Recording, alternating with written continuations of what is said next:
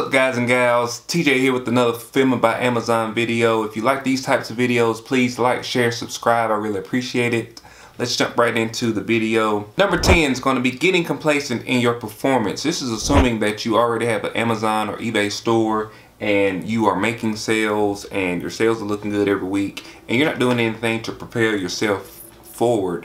You just want to make sure you don't get complacent and get stuck in the zone where you're making money and you're not pushing forward to a bigger or better plane. You know, I always set a monthly goal and I try to meet or exceed that goal. So just make sure you don't get stuck in the zone and you make sure you're pushing yourself to where you need to be. Number 9 is going to be keeping things too local. So when I say too local, I'm not talking about, you know, citywide or statewide. I'm talking about whatever country you're in. So if you're in the United States, you can sell to other countries. Canada, Finland, Ukraine, you know, just really the sky's the limit in terms of selling to different countries. And you don't really know if you have a place in the market if you don't sell or if you don't attempt to sell in those different countries. So just really test the market, look and see what's selling in different countries and set your items up where they can be sold in those different places. Number 8 is going to be copying and pasting Amazon listings.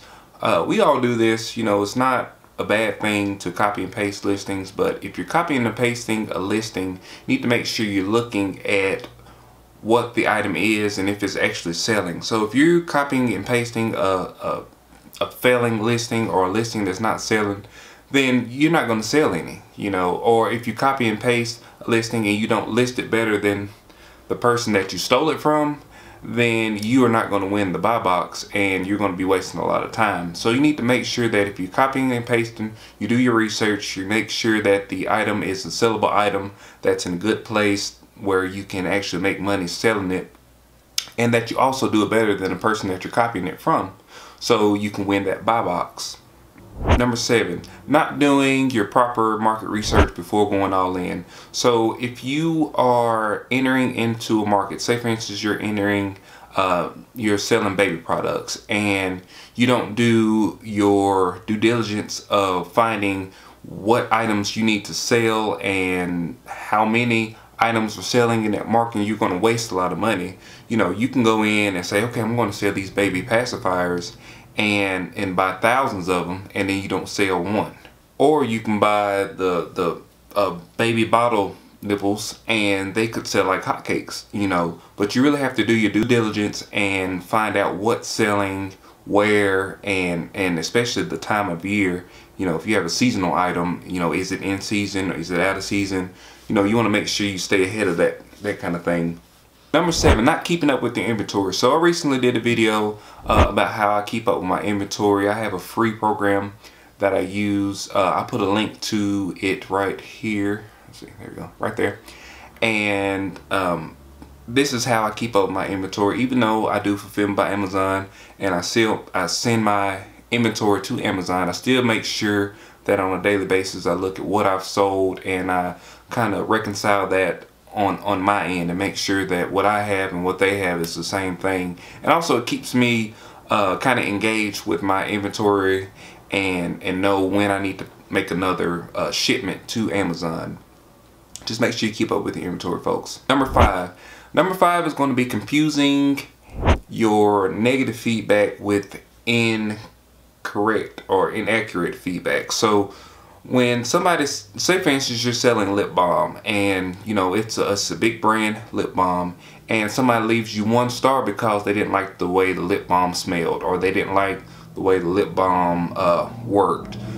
That's a 1-star rating to you as a seller is incorrect, is inaccurate feedback, because that feedback is for you as a seller. Now if you were selling things like I sell watches, if I was to sell a watch that was defective and they left me 1 star, then yes, that's correct feedback.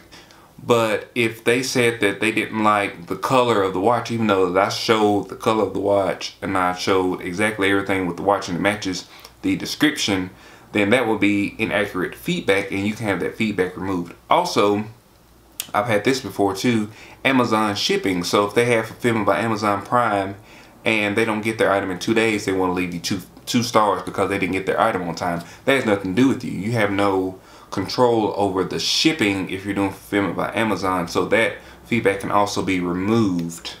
Number 4, not understanding where growth opportunities or improvements lie. So when you are, when you're first starting out and you have a goal, say for instance you want to make $1,000 a month, you really need to make sure that after you're meeting your goals, you're looking further, and you want to make sure you staying ahead of the curve, because e-commerce, it changes daily. There are different new technologies, there are different things that's coming out, and you need to make sure that you're abreast of what's going on so that you can actually compete in a proper way. I was selling some MP3 players, this 7-8 years ago. They weren't touchscreen, but they looked exactly like the iPod that was out. But this was when the iPod switched from the buttons to the touchscreen. So now nobody wants to buy a MP3 player that's not touchscreen. So I wasn't looking ahead and saying, well, this is where things are going, and I can actually use this to grow. I just kind of kept doing the same thing, and then I ended up with a whole bunch of MP3 players that I couldn't sell. So you want to make sure you're not in that zone. Number 3 is going to be managing returns, lost items, and defective items. I'm selling watches currently, and I know I get my watches from China, and sometimes it depends on, I have a seller that I trust, but I've ordered from another seller because it was a little bit cheaper, and about 10% of the watches were defective. And had I not went through and did like a quality control thing and actually looked at every single watch when I got it, then I would have had a lot of returns and a lot of mad, angry customers. So you want to make sure that if you're ordering things from overseas or even in the States, you just make sure you pull it out of the package, you look at it, make sure everything is exactly like it's supposed to be before you send it out to your customer. Just think kind of like, think like a customer. If you were to order a product and you got it and it was broken or it was defective, you're going to be upset, and you don't want to put anybody in that. You don't want to put anybody in that situation. So just make sure you're keeping up with your QC eyes when you're ordering products, especially overseas. Number 2 is going to be understanding coupons and advertising. So when you're starting out, they encourage you to use coupons and advertising to make sure that you are putting your product in front of people. Because if you don't have an audience to receive your product, then you're not going to sell any products. So you want to make sure that when you do your couponing, you have a start and end date. So I see a lot of people that are selling a $10 item, and they have a $5 coupon, and it's always $5 off. So if you have an item that's always $5 off, then people are going to expect it to be $5 off always.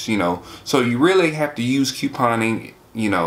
You say, I'm going to do this coupon for 1 week, and you keep it for 1 week, and then you go back to your normal pricing, because you don't want to get people thinking that that is a $5 product, because you're going to devalue your product, and you don't want to do that, especially early in the game. Advertising, just make sure if you're using Amazon's advertising, you're looking at your cost of goods sold. I made a mistake of, when I was launching products, I would really ramp up my advertising, and I would ramp it up for too long, where I kind of outpriced my sales. So I may have been selling $300 worth of product, but I was doing $600 worth of advertising, so I'm losing $300 every month. So I want to make you just want to make sure that you're paying attention to that.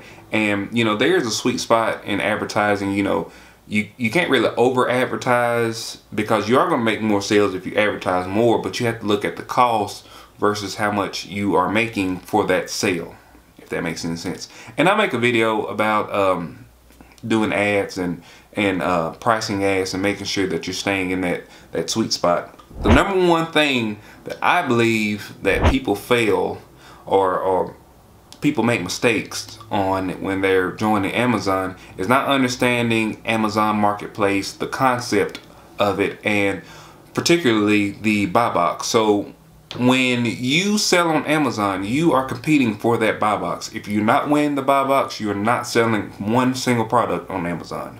You're not going to do it unless you do a direct link to your specific product. You still may not get that sale because Amazon is going to send or is going to direct that customer to the lowest price and the highest rated product. So if you're selling the same exact product as somebody else, you have to do it better. You have to do it. The algorithm is there set in place for that business model. So you really need to understand what Amazon wants you to do and wants you to be as a seller. On eBay, it's a little bit different because if you're a top rated seller, you can do certain things and still be brought up, above the rest of the sellers. Amazon is looking for the lowest price and the highest rated, point blank, period. And you gotta make sure that you are going to win that buy box every single time, because if you don't, you're not going to be selling anything. So that's it for this video, guys. I'm going to put a link to all the videos that I kind of referenced. If you like this video, please like, share, subscribe, comment below. Have a great day, guys.